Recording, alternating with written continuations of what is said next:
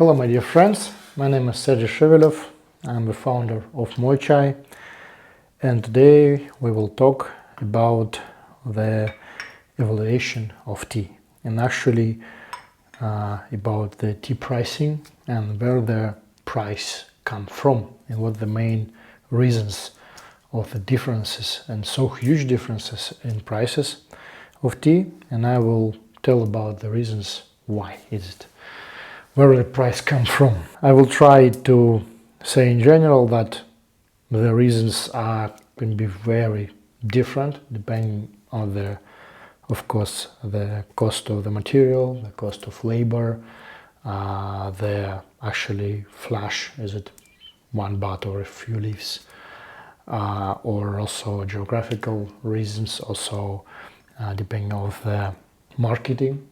Also, across some brand or some region, the price can depend on some rarity of the tea, also some kind of technological specifications, because if it's more complicated technology or something, rare sourcing, also it can be dependent on season and so on. And I will mostly talk about China because I mostly work with China, and even if we have our own tea factories in Thailand and Georgia, we're still learning from China as a main source of most of the teas we drink and most of the tea regions, and still it's a source of all the even new developing tea regions, and even those who for many years have had their own technology. For example, we can talk about India or Kenya or some other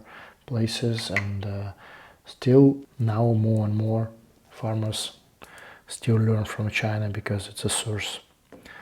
So yeah, I will take China as example, but of course we can say that many other countries also have some special reasons, special terms on pricing and cost performance and some other evaluation terms which I may be not so aware about, because I used to live almost 10 years in China, and during this period I studied mostly Chinese tea tradition. So from the very beginning I'm studying about the material, and material that have few aspects. First is actual cultivar, of course it's terroir, also tea tree, the source, and I will start from the last one because I think the most important, of course, is from which tea trees you harvest the tea. And one of the most valued material for now, one of the most valued tea in current moment, if we talk not only about Chinese teas, but of most of the Southeastern Asia teas, because we also can say the same about Vietnam, Thailand, Laos, Burma, northern parts of these countries. It's a tea from ancient tea trees. Not only Shan pu'er, which most of tea lovers know, raw pu'er tea, which of course firstly is spread from China, but now more and more companies also searching for tea in different countries, I also mentioned, and also we now searching from Vietnam and Thailand. But the main thing, of course, is ancient tea trees, plus it can be dependent on the name of the place, like most famous place, most, promoted terroir. It's not only because of promotion, of course, because each terroir have its own specific taste and aroma and aftertaste and fragrance and chai tea, all we can say about the tea benefits.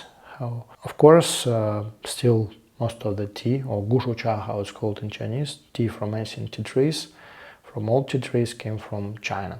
And inside this term, like tea from the trees, there are still more variable aspects. So there is a gushu cha, which is ancient tea tree, also dashu cha, which is a big tea tree, and tiaomu shu cha, which means like a straight standing tree, something like. These trees are also available, but this is like most youngest bushes. Sometimes we also term in Chinese which called shentai cha, which means like natural tea or something like. And all of these terms belongs to tea bush or an old tea tree. And because of sourcing of material from these trees, especially from selected terroirs, especially from the very well-known places, it can be some mountains, of course, in Yunnan. We know like 6 famous mountains, and also there are more of them, but of course it's Bulan, it's Iu, it's some Manla and some other places, of course, Jinmai Mountain and some other. And still there are a lot of regions which is not promoted. And sometimes if you talk about the material from ancient tea trees, they can say that some tea, even from not so promoted, not so well-known terroirs, can be pretty similar, good or even better comparing to some promoted places. Because there are also, of course, a problem with a kind of faking well-known brands. So this is why the more professional tea harvesters, tea hunters going directly to the trees, as we do also, of course. And now we can say that this kind of tea trees material is the most expensive, but also, of course, there are a lot of tea which come from the bushes. Most of the tea come from the bushes, from tea plantations, and they are also sometimes very valuable because of other aspects which I will tell later. The first aspect of material, of course, is tea tree or it's a bush.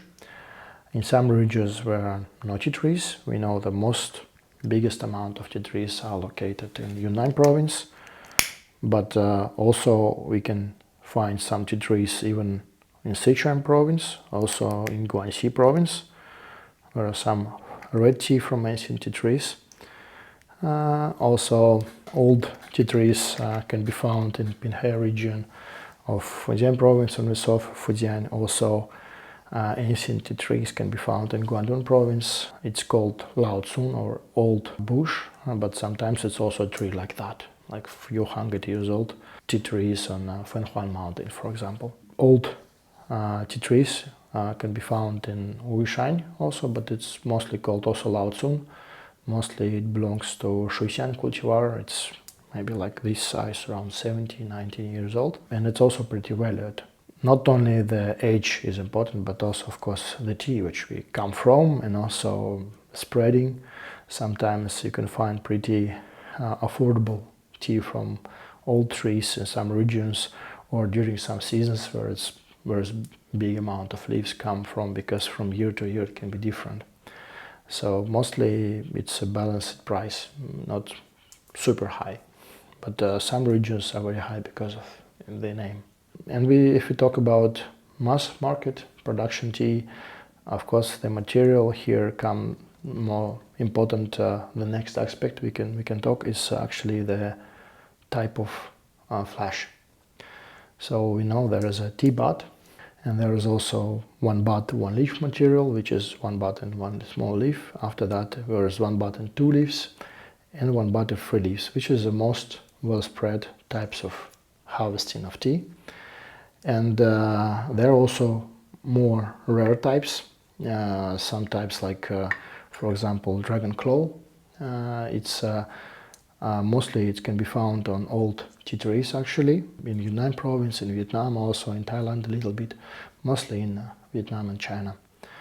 And it's a very small pre-bud. It's kind of not grow it yet branch, actually. And also some very interesting product which is called yabao. Yabao, it means actually the bud which is covered bud, it's not yet opened bud, which is regularly harvested during the winter, the same as dragon claw, and it mostly comes from old tea trees, some certain cultivars like Camellia thaliensis, for example. We can say that this is also kind of a bud tea, but very different from most of the tea from the buds which regularly harvested during the spring season. Later I will also say about the season, because it's also important. Next stage of evaluation is also material. When you can harvest also like one bud and like 5 or 7 even leaves. Some types of tea, for example, like oolongs, which is regularly harvested not in early spring but in the end of the spring, like May, even sometimes June, beginning of June. It's often machine harvest, because you harvest very big crop like that. And after that, so modern machinery, we just break the stem, so a stem not comes to the tea actually, and we still have very precious oolong teas.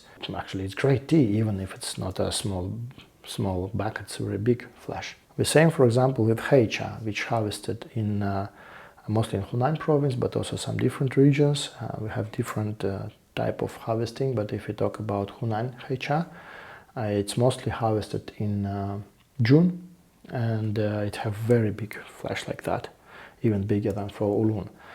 And old leaf come and so on. And because of technological processing, we still have very precious and very great tea. Here comes pretty special thing that sometimes tea from the small bud can be cheaper than the tea from the big flash. Actually, the evaluation, if you say oh, it's only like tips tea from only buds and that's it, it means that it's more expensive. Sometimes some oolong from high mountain area even more expensive. So also evaluation which belongs to like elevation of harvesting, which is very important. For example, for Taiwanese teas, they often say, yeah, this is like more high mountain, more well promoted place, and with some name. In the Chinese it's called minqi, because chai or minqi, it means tea have kind of power of name, power of brand. The good example actually is Dahunpao tea from Wuishan. It have a very strong power of brand, and sometimes some other cultivars from the same region often can be called by sellers also Dahunpao just for better sales. Of course, if we talk about green tea, a more classical tea like green tea, rarity, of course, the smaller flash we have, the more expensive tea we have. Also the same with white tea. For example, very good example maybe white tea like Baihao in Zhen, silver needles from Fujian province and from Fujian county. And this tea often, yeah, it's like a first tea of a season, can be harvested like earliest tea of this region. And after we harvest Baimudan, white peony, or Gunmei, also similar type, and they have one bud and one or two leaves. And after that we have Shomei, which is only big leaves, and mostly Lao Bai Cha, aged white tea made from this kind of product. And as soon as it's fresh, this kind of Shomei tea is the cheapest, but as soon as it's aged, sometimes it can be more expensive than the fresh tea from the buds, which is by Hanwei. So it's very interesting about the evaluation. The next important aspect, which I already touched a little bit, is of course the naming. The name and the promotion, the power of some brand, which is not only like a brand as a company, but also brand as a tea brand. Because if you talk about Tea Guanyin or Lungjin Cha or Dragon Well, yeah, or Iron Goddess teas, and also bigger drop down Pao or some pu'er teas and so on. We are not only talking about the tea itself, but also the original brand. And there's a term in China which is called regional brand, and we can say that this branding also brings more, how to say, spreading, of course, about this tea, and it became more expensive only because of the branding. And also there is a term in Chinese which is called Shidamin Cha, which means 10 most famous Chinese teas. And this kind of a list often changing. So for example, before there was present some more rare types like Yunxi Huoxin, for example, so pretty rare green tea from Anhui province, and some other teas which now not so many people know. Also, because of some reasons, like for example, some governmental regulations, like people, officials of China decided, okay, we need to help economy grow this region and so on, and they help to spread word about some local product. It can be tea also sometimes, and it of course affects all the production of and the promotion, and on current level, or even for foreigners, became more aware about some tea of some region because of efforts of local officials. It's also, this situation is also present, not only in China actually. Sometimes some tea can be even overpriced because of this. This is why, for me personally, I don't so like so much this aspect, so I don't follow it too much. This is why during my travels in China and when I wrote my book, Geography of Chinese Tea, also not only visited famous places, but also tried to go to absolutely unknown places just to try some local product.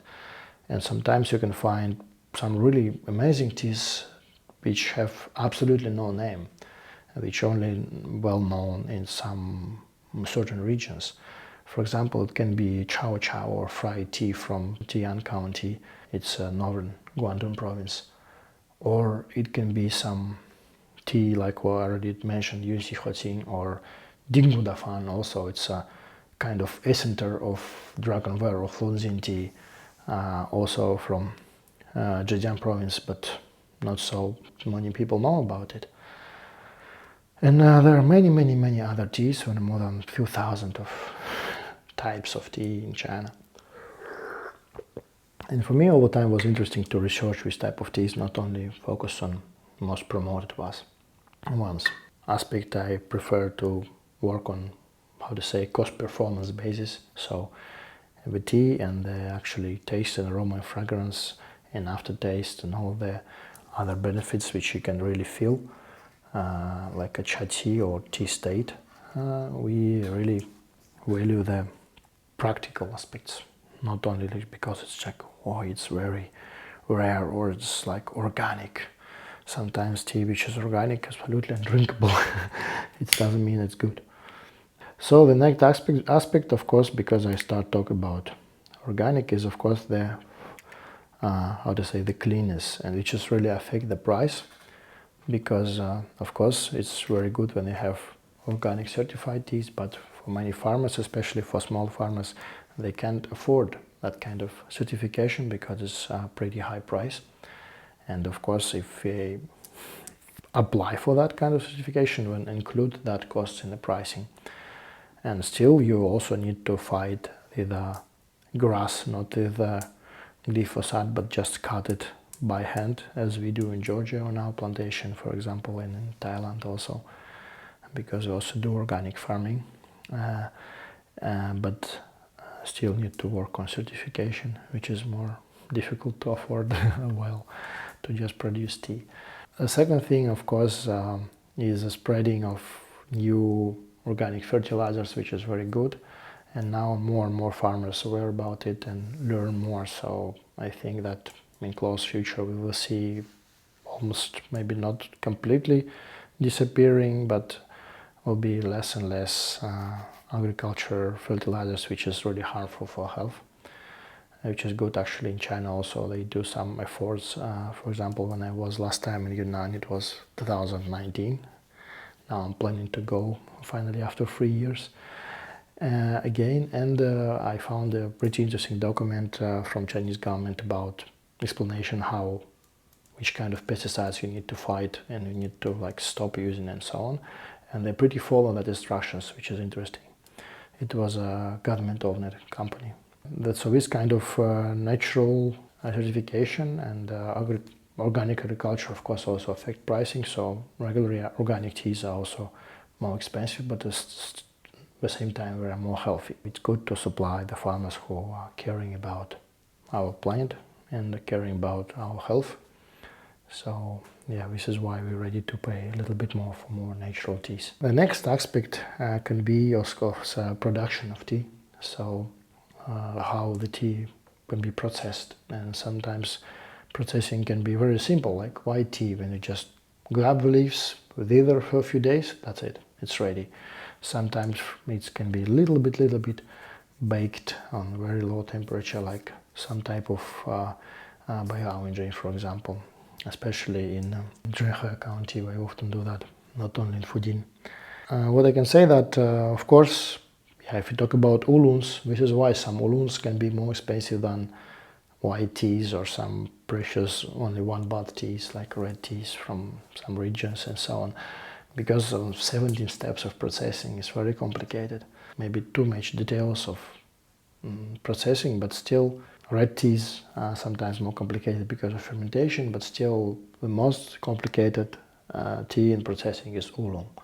This is why, even if it's sometimes machine harvested, even if it's like a big flash, because of processing, it also increases the cost price. The next aspect can be, of course, the aging of the teas, because the Lao Cha, how it's in Chinese, or old tea or aged tea, are very valuable in Asia, and now became more and more valuable and recognizable by tea lovers in Western countries. And this tea, even if it's sourced like from regular bushes, like some, for example, tea cakes of pu'er from 90s or 80s, can be more pricey than any tea from ancient trees, which is now produced just because of its age and its rarity. And some teas even go for Sotheby's auction or whatever, so it can be pretty costly. And of course, aged tea are very special, also because it's rarity. Next aspect, of course, it can be real rarity of tea. The good example can be some kind of yellow teas, because the yellow teas, for example, from Dunshan Island in Hunan province, Dunshandao, Dunshan in Jane actually, the silver needles from Dunshan Island. It's a very famous place, historical place, where are few hills on the island, and harvesting very limited, and also only one factory which produces tea. Of course, there are a lot of fakes, Dunshan and Jane from nearby area, not from the island, not from regional place, but the original Dunshan and Jane can cost really high, and its price only grow from year to year. And it's very special, very delicious tea. And it's only one example, of course, for a lot of similar teas, like some rock loons from certain area, like only harvested like very small bunch. And this is why so many people want it. Of course, we can say like some tea sold on auction, like Dahun Pao in some year was sold like for $500,000 or something. Maybe if you compare the cost and performance of this tea, the actual fragrance and so on, of course, you can find the tea 100 times cheaper, and it will be not so bad also. So of course, it's only because of the name of a tea.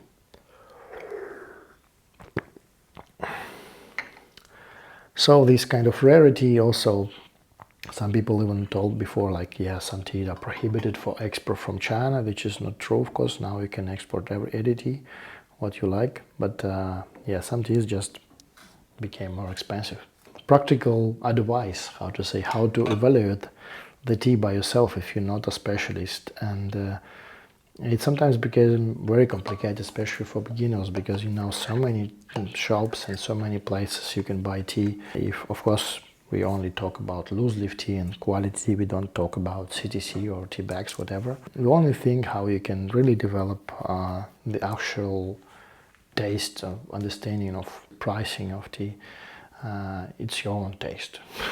So it's the same simple, the same complicated, super personal. Sometimes you can drink some cheaper tea and be like amazed, wow, it's great. And sometimes you drink some tea which is very exclusive and not affordable price, and you can drink and, oh, I don't like it.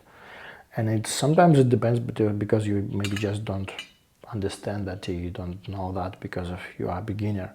But sometimes it can be really personal feeling, and it's not a shame to drink cheap tea, even if you enjoy it, you know. But the same way, it's very good advice from myself, just to drink as more as possible and to try to explore. And step by step, you will feel these differences in more precious, more exclusive teas, and you will find these. For me personally, when I select the teas, I mostly don't look at the name of it's promoted or not, or it's well spread or not. I only look at this cost-performance balance. And I have my own kind of feeling about, because I know the region, I know the pricing, and now we also produce tea by ourselves, which is my last 2-3 years project. Now I'm going to Vietnam to produce tea from ancient trees. We rented a few thousand of trees there, and I really think that only through developing your own taste you can find your own kind of selection. And you can, for me, many people asking me, oh Sergey, what is your favorite tea? But I only can say that my favorite tea is a tea which I don't try it yet. So all the time also developing my own taste and learning, because tea is about learning. You can't know everything. You still need to develop your own skills in understanding tea. So the only thing I can recommend is just to drink different teas from different price range, buy samples, try to compare, ask, be curious about the tea. And it brings you a lot of passion, a lot of new happenings around, a lot of harmony and balance, which I wish you. So I wish you all the best. Drink nice tea. Thank you for viewing this video. I really appreciate your comments below, because my channel is still not so big. So please like, subscribe, share with your friends. I hope this video was useful. You can also leave below some comments if you like more videos like that, maybe which themes, which topics you think need to be more enlightened, because I hope that my experience can be told. Yeah, thank you very much for watching, and wish you all the best. See you.